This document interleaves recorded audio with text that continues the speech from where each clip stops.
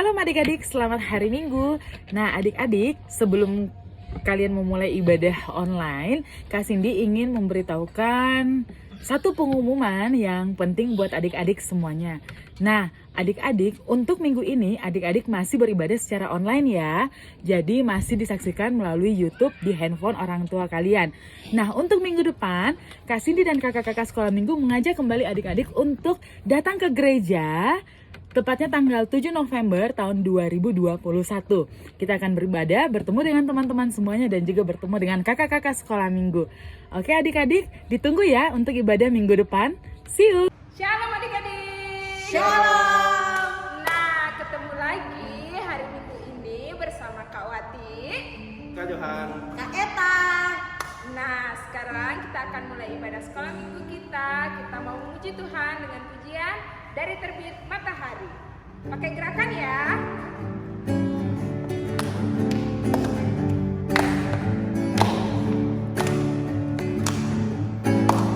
Dari terbit matahari sampai pada masuknya, biarlah nama Tuhan dipuji. Dari terbit matahari sampai pada masuknya, biarlah nama Tuhan dipuji.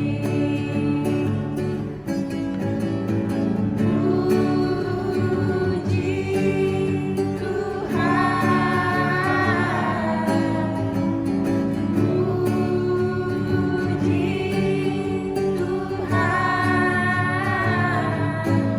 Dari terbit matahari sampai pada masuknya, biarlah nama Tuhan dipuji.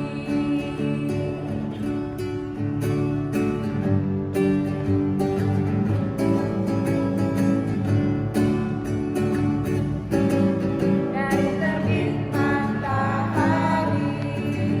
sampai pada masuknya, biarlah nama Tuhan dipuji. Dari terbit matahari sampai pada masuknya, biarlah nama Tuhan dipuji.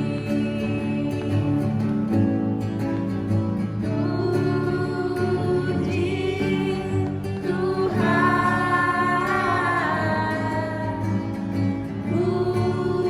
puji Tuhan. Dari terbit matahari sampai pada masuknya, biarlah nama Tuhan dipuji. Nah adik-adik, masih bersukacita kan ya? Sekarang kita lanjut lagi ibadah kita dengan pujian buah roh, kasih sukacita. Ya, masih ingat semua ya?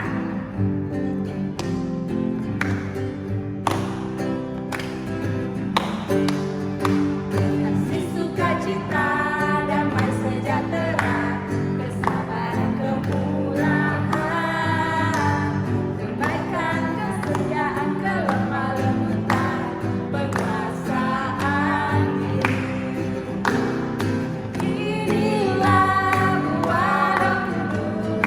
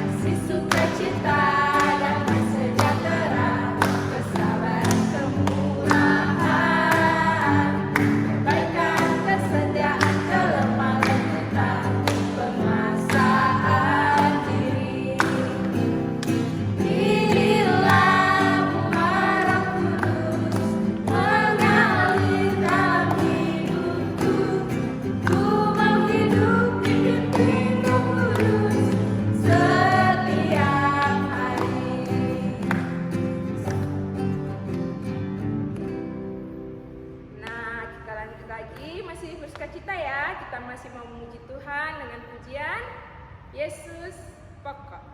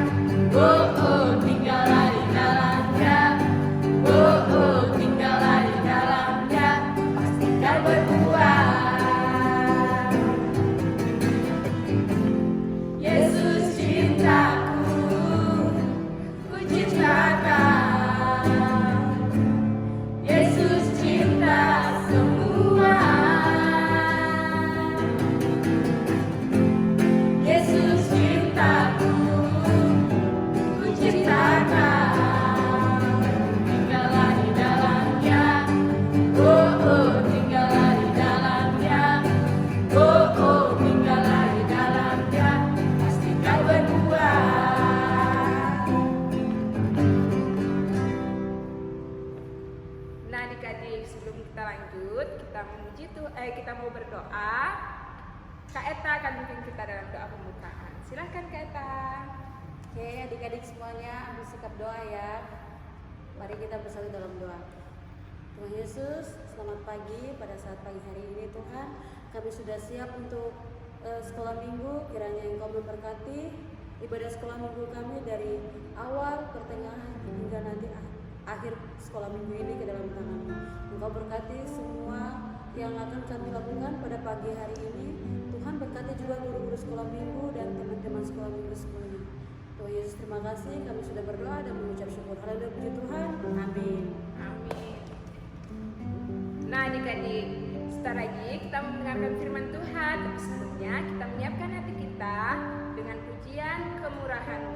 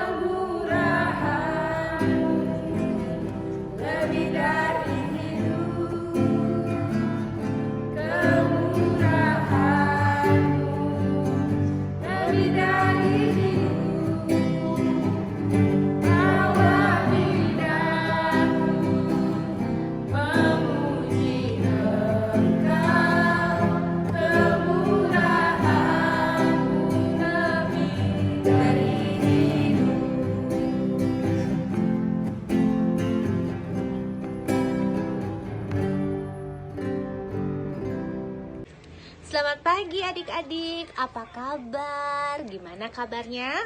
Semoga semua sehat ya, semua luar biasa ya. Dan hari ini kita mau belajar tentang buah roh yang kelima. Adik-adik masih ingat gak? Kita sudah belajar tentang buah roh apa aja? Ayo, siapa yang masih ingat? Yes, buah roh yang pertama apa? Kasih. Yang kedua, sukacita. Yang ketiga, damai sejahtera. Yang keempat apa? Minggu lalu ada yang masih ingat? Apa? kesabaran. Betul sekali.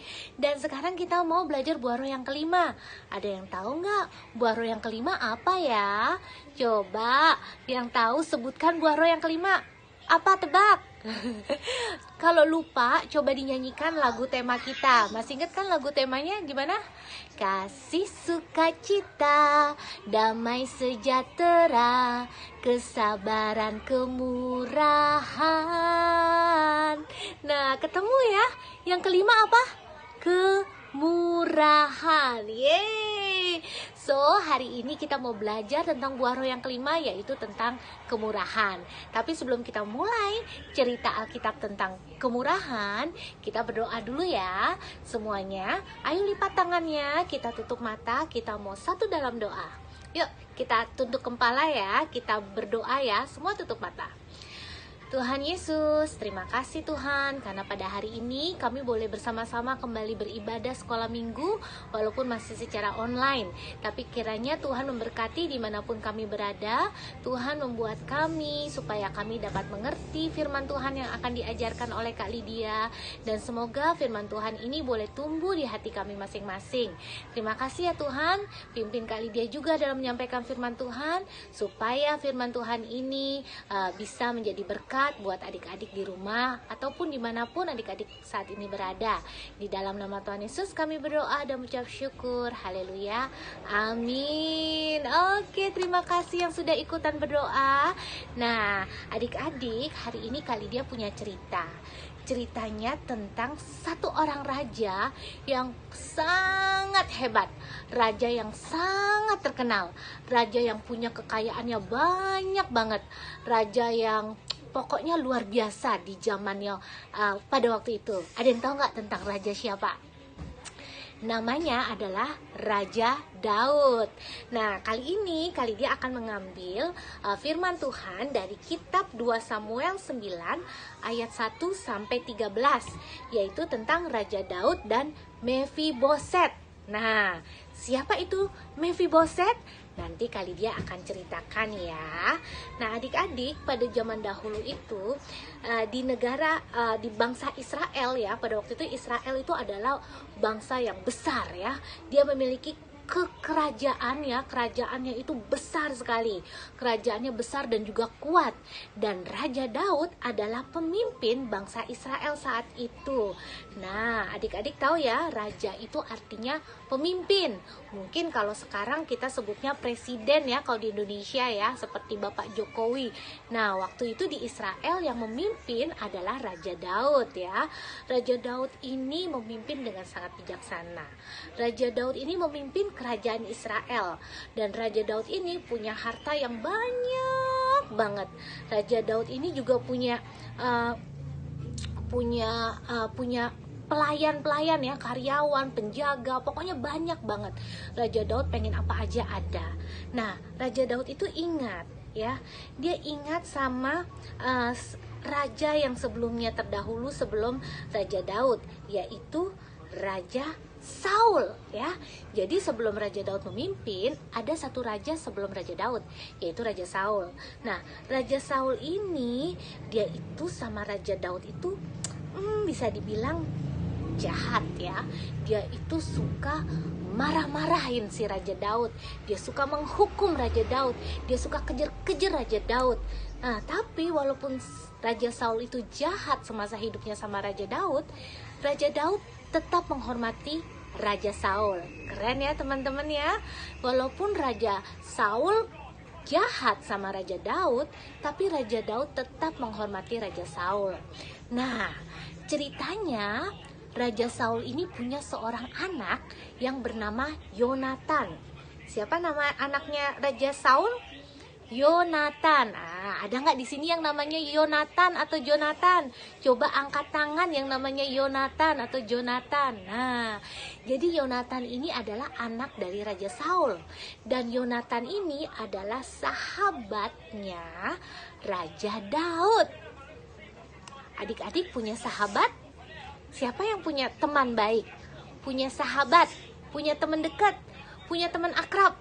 Coba diketik di kolom chatnya. kasih tahu Kak Lydia siapa nama teman deket atau teman baiknya adik-adik di rumah. Misal Beben berteman baik dengan siapa? Vincent.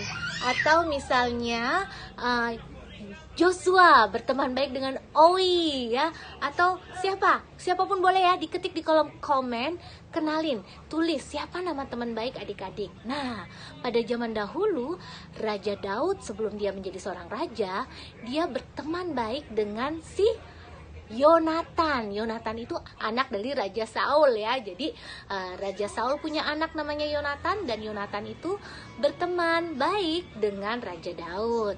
Nah, Yonatan dulu tuh masih kecil ya.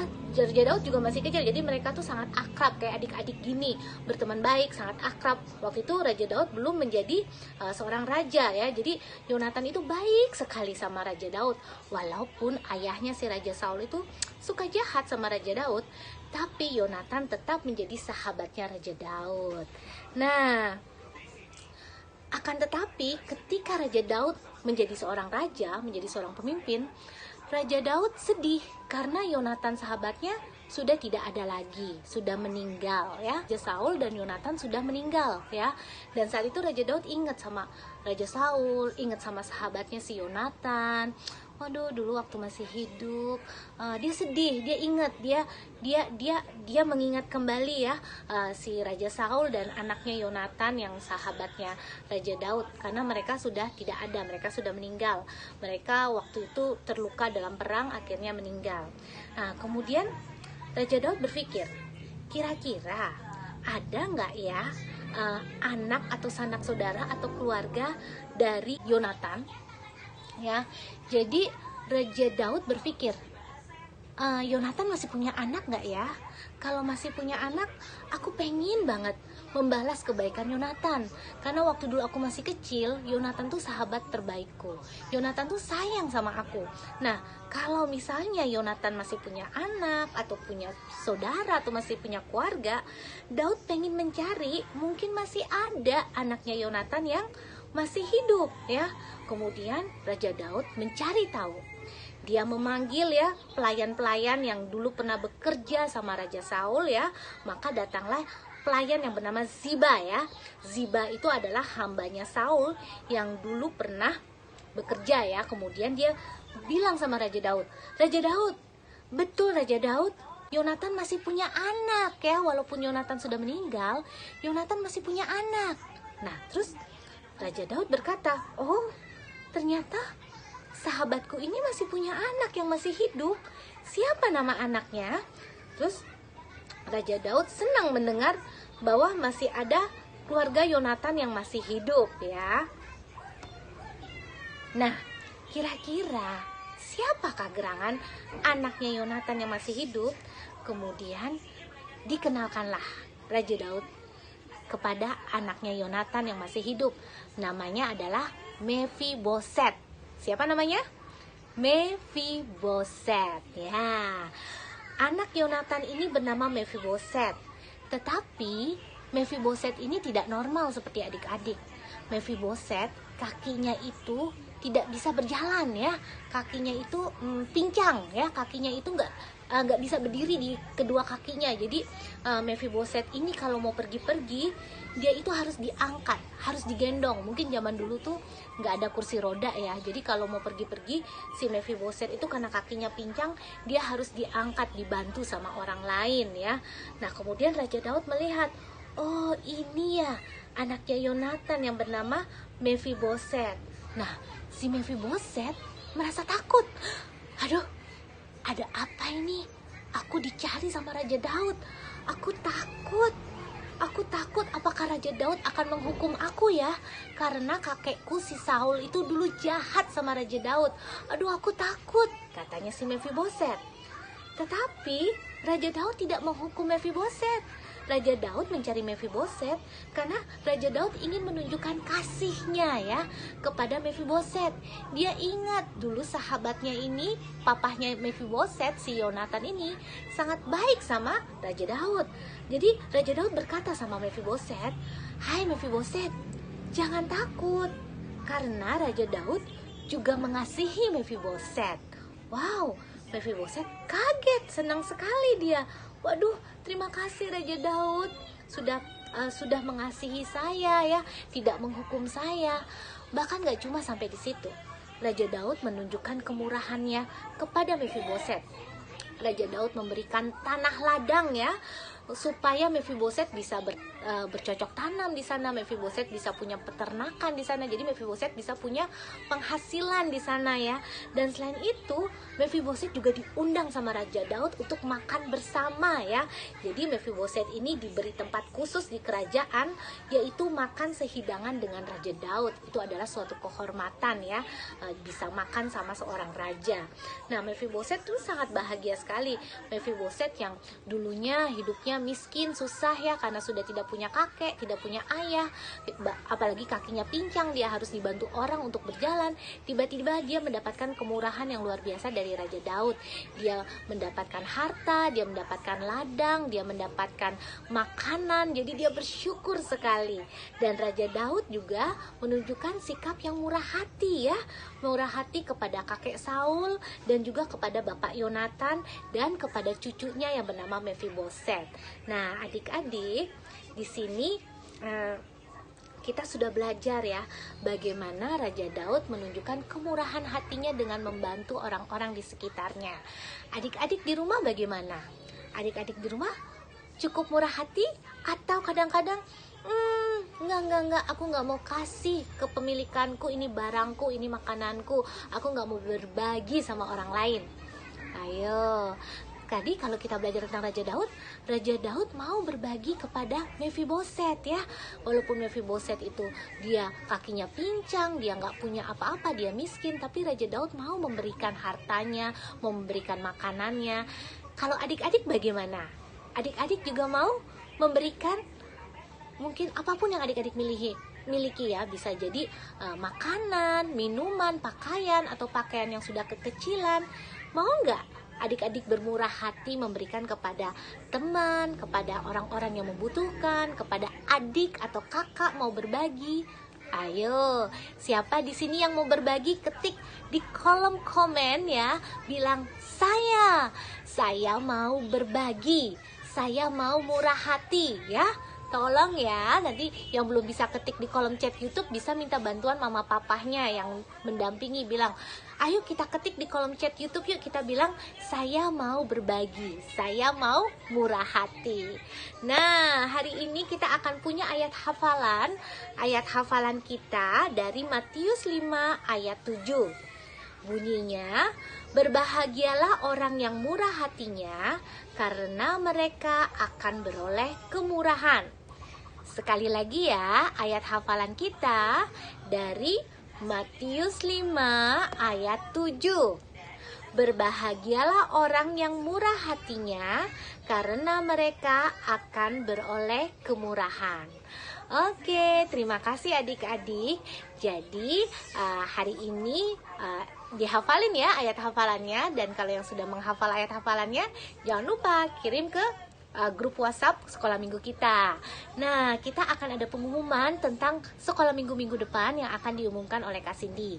Tapi sebelum kita memasuki pengumuman, yuk kita satu dalam doa. Kita mau berterima kasih sama Tuhan ya, kalau kita sudah bisa belajar pada hari ini. Kita lipat tangan ya adik-adik ya, kita tutup mata. Tuhan Yesus, terima kasih kami sudah belajar tentang buah roh yang kelima, yaitu tentang kemurahan. Tuhan Yesus, ajarkan kami supaya kami bisa menjadi anak-anak yang murah hati, yang mau membantu dan menolong, bahkan memberi kepada orang-orang di sekitar kami. Terima kasih ya Tuhan. Kiranya Tuhan memberkati setiap kami yang ada di sini, yang bersama-sama mendengarkan firman Tuhan pada hari ini. Tuhan juga memberkati mama papa kami dalam pekerjaan mereka, dalam kesehatan. Tuhan juga pelihara kami semua. Terima kasih ya Tuhan Yesus, di dalam nama Tuhan Yesus kami berdoa dan mengucap syukur. Haleluya, amin. Oke, terima kasih adik-adik. Selamat hari Minggu, sampai jumpa.